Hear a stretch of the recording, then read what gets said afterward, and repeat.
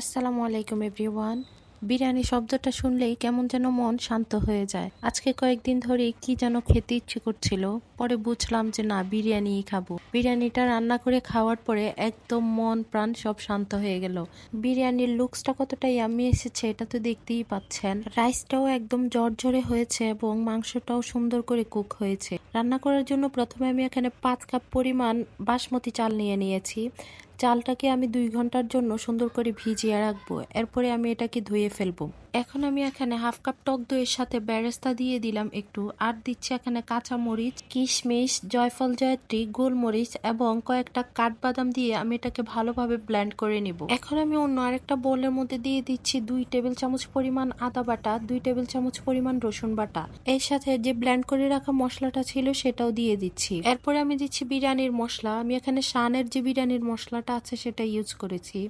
প্রায় 3 টেবিল চামচের মতো বিরিয়ানির মশলা দিয়েছি। এগুলোকে একটু মিক্স করে নিয়ে আমি এখানে 1.5 কেজি পরিমাণ গোস্ত দিয়ে দিব। এখন তো কোরবানির সময়, সবার ঘরেই গোস্ত আছে। আমি এটা কিন্তু কোরবানির গোস্ত দিয়ে রান্নাটা করছি। এগুলাকে একটু গোস্তটার সাথে মিক্স করে নিয়ে আমি এখানে দিচ্ছি লবণ। লবণটা আপনারা আপনাদের পছন্দ অনুযায়ী দিবেন। এরপরে দিয়ে দিলাম মরিচের গুঁড়া, ধনিয়ার গুঁড়া। মরিচের গুঁড়াটাও আমি ঝাল দিয়েছি 1 চা চামচ পরিমাণ, ধনিয়ার গুঁড়াও দিয়েছি 1 চা চামচ পরিমাণ। এগুলোকে একটু মিশিয়ে নিয়ে এখন আমি দিয়ে দিচ্ছি বেরেস্তাটা। আগে থেকেই আমি পেঁয়াজটাকে বেরেস্তা করে রেখে দিয়েছিলাম। পেঁয়াজ বেরেস্তাটা দিয়ে দিচ্ছি 1 কাপ পরিমাণ, দিয়ে আর একটু এটার সাথে মিক্স করে নিব। এটাকে আপনারা চাইলে হাফ এন আওয়ারের মতো ম্যারিনেশন করে রাখতে পারেন। আমার হাতে সময় ছিল না, সেজন্য আমি এটাকে রাখতে পারিনি। জাস্ট মেখেই আমি যে পেঁয়াজ বেরেস্তাটা করে রেখেছিলাম এই তেলের মধ্যেই আমি গরম মশলাগুলোকে দিয়ে দিয়েছি।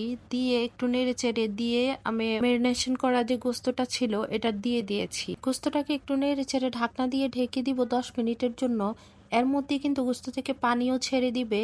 10 মিনিট পর ঢাকনাটা উল্টে এর মধ্যে আমি দিয়ে দিচ্ছি 1 চা চামচ পরিমাণ চিনি, প্রায় 3 টেবিল চামচ পরিমাণের মতো টমেটো সস এবং 2 টেবিল চামচ পরিমাণ সয়া সস দিয়ে এটাকে আর একটু নেড়েচেড়ে দিয়ে ঢাকনা দিয়ে ঢেকে দিব 20 মিনিটের জন্য।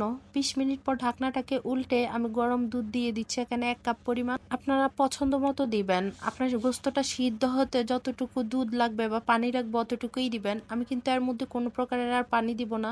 এর মধ্যেই আমার মাংসটাও সিদ্ধ হবে। এর ফাঁকে আমি কিছু আলুকে ফুড কালার এবং লবণ দিয়ে ভেজে রেখেছিলাম, এটাকেও আমি এখন মিক্স করে দিচ্ছি। এরপরে আমি ফাইনালি ঢাকনা দিয়ে ঢেকে রেখে দিব 20 মিনিটের জন্য।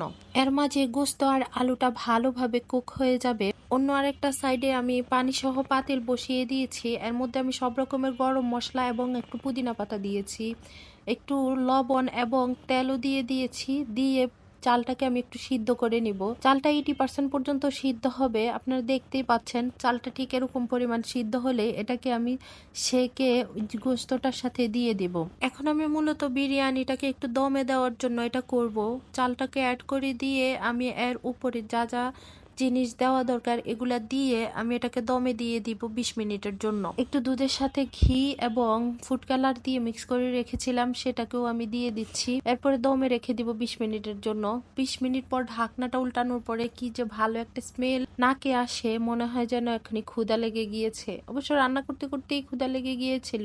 রাইসটা জাস্ট আপনারা দেখুন কতটা ঝরঝরে হয়েছে এবং মাংসটাও অনেক সুন্দর করে সিদ্ধ হয়েছে, আলুটাও অনেক সুন্দর সিদ্ধ হয়েছিল। পারফেক্ট একটা বিরিয়ানি হয়েছিল। ভিডিওটি যদি আপনাদের ভালো লেগে থাকে অবশ্যই লাইক, কমেন্ট এন্ড শেয়ার করবেন। এই কোরবানির মাংস দিয়ে এভাবে বিরিয়ানিটা রান্না করে খাবেন। আজ এ পর্যন্তই। আল্লাহ হাফেজ।